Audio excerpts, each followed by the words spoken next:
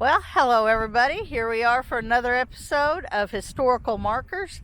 Today we are in Fulton County, Kentucky. I am right on the Tennessee border, and we are finding out what does Fulton County have in the way of history. So join us, stay tuned, and follow and see what you learn, because I know I'm going to learn. I enjoy it every time we go to one of these counties. All right, we are here at the beautiful Fulton County Courthouse in Hickman, Kentucky. It's just a really pretty little courthouse. We're here for a few markers. This is one. It says Fulton County was formed in 1845 out of Hickman County, part of the Jackson Purchase from the Chickasaw Indians in 1818. Named for Robert Fulton, whose Claremont, best known of the early steamboats, went up the Hudson River in 1807. The far western part of the county, known as Madrid Bend, separated from the rest by the bend of the Mississippi River. Hickman, the county seat, was founded as Mills Point in 1834. All right, our next marker here by the courthouse in Hickman, which there's the courthouse there. In Fulton County Courthouse. We are here looking at these steps. I'm not walking down these steps. Well, I'm going to have to walk a little ways down because there's another marker down there. But we're going to start here with this one. Courthouse Steps, built in 1903 to provide direct access for pedestrians between downtown and the newly constructed courthouse. The steps, actually part of the Cumberland Street, span nearly 200 feet and provide a breathtaking view of the town below. Now, I'm going to go ahead and walk down part of this. You can go with me.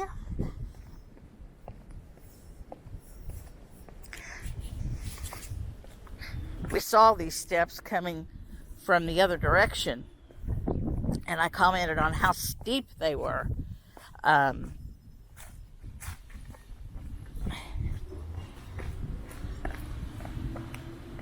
right, and they just continue going down. There we go.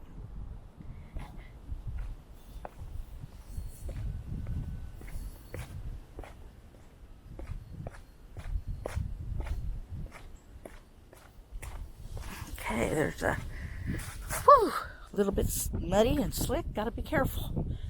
All right, this marker is kind of halfway down these steps. Says where Dixie begins. Hickman County seat of Fulton County, Kentucky, was originally settled in 1819 as Chicken Point. The name was later changed. I don't know why they would do that. The name was later changed to Mills Point and finally Hickman. One of Mark Twain's favorite towns on the river, Hickman was once a cotton town, was quoted as being unsurpassed by any town in western Kentucky at the turn of the century. And these steps just continue going down. I'm not going to do that. But that's the historic downtown area. There's the flood wall. You can see down through there, and then part of the river. Oh, way over there. All right, I'm going to go back up, and we're going to continue on doing the history of these counties. And we are here. Look at this view before I start reading. Isn't that beautiful? It's just a beautiful, beautiful view.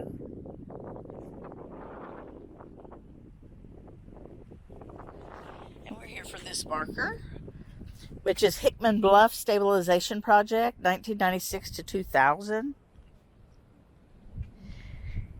I'm not going to read all of this, but it talks about there was a century of instability, erosion of Hickman Bluff, caused the closing of Magnolia Street, and reached the point of threatening several public structures, including the town's water supply.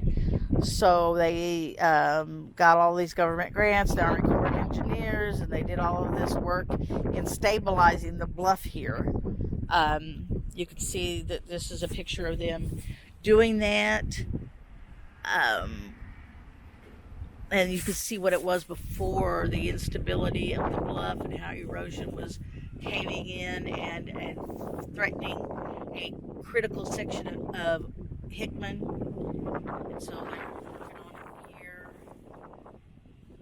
and you can see this is where they grout the nails that they put into place along the bluff here.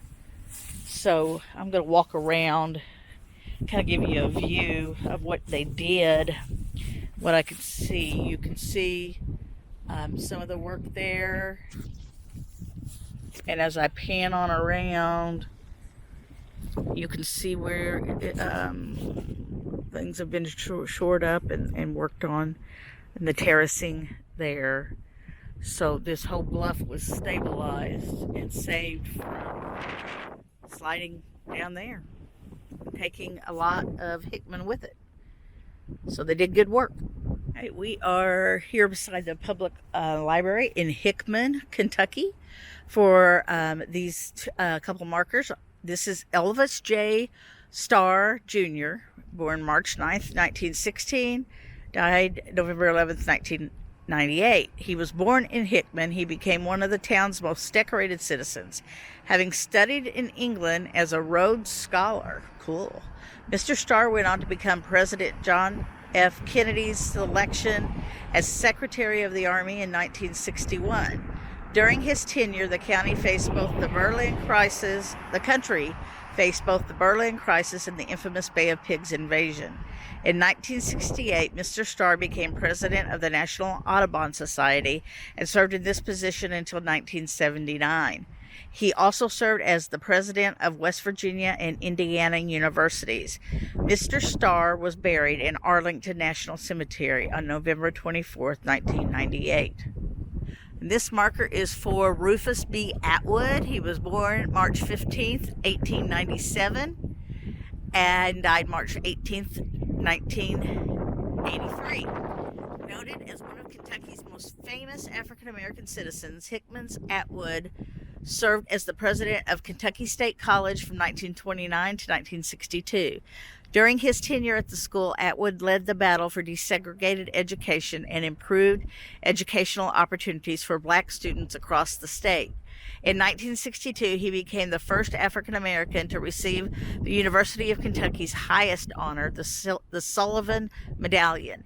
He was also awarded the Bronze Star for bravery in 1918 for his service during World War I. Right, we are in Casey, Kentucky, for this marker of Casey Jones. In this community, the famous locomotive engineer John Luther Jones, alias Casey Jones, spent his boyhood days. Casey's many record feats as locomotive engineer engrossed him deeply in the hearts of his fellow workers. On the morning of April 30th, 1900, while running the Illinois Central Fast Mail Train No. 1, the Cannonball, and by no fault of his engine bolted through 3 freight cars at Vaughn, Mississippi. Casey died with his hand clenched to the brake valve, and his was the only life lost. Famous for bravery and courage, the name of Casey Jones lives deeply set into the hearts of American people in both tradition and song. I have a horrible time drifting upward. I apologize. It can be truthfully said of him, greater love hath no man than this, that a man lay down his life for his friends. We are in Fulton, Kentucky. This marker is for their founding father. It's nearby is a grave of Benjamin Franklin Carr, one of the first settlers of Fulton, Kentucky. He bought first land grant here, 1828, accumulated over 1,100 acres in Fulton, West Fulton, and Riceville. The Carr home is 1 block west. His family gave land for the first railroad in the area, First Baptist and First Christian churches. All right, there's an old cemetery right over here. I don't know if that's where he's buried or not, but it's really old, and there's kind of a bigger monument back there.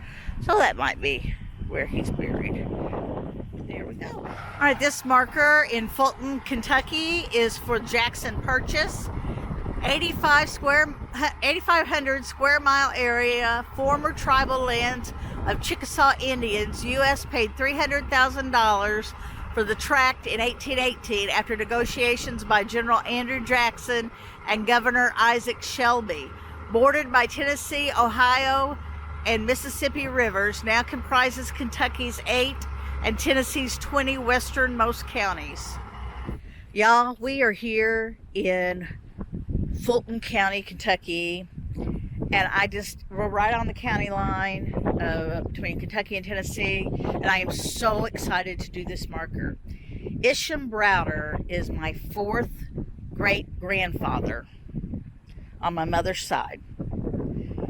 This is for Isham Browder's grave. He's enlisted in 1776 at age 14 in the 2nd Virginia Regiment Continental Line. I think that's what all those abbreviations mean.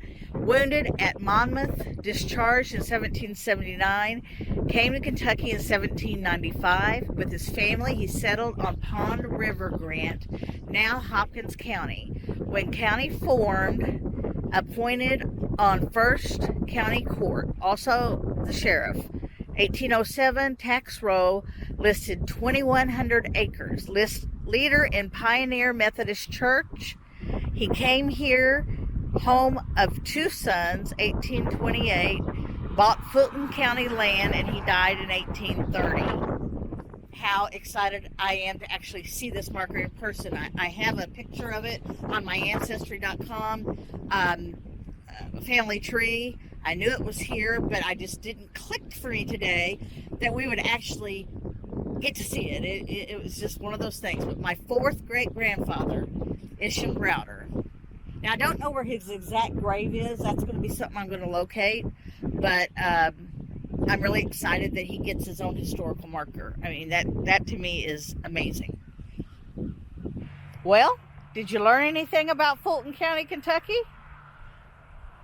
There's some interesting things there going on, and we just enjoyed our drive getting out today, this little bit dreary December day, but we enjoyed just getting out and looking and learning. And if you do, let us know, make a comment, share it with somebody that you think might like learning about the history of these counties.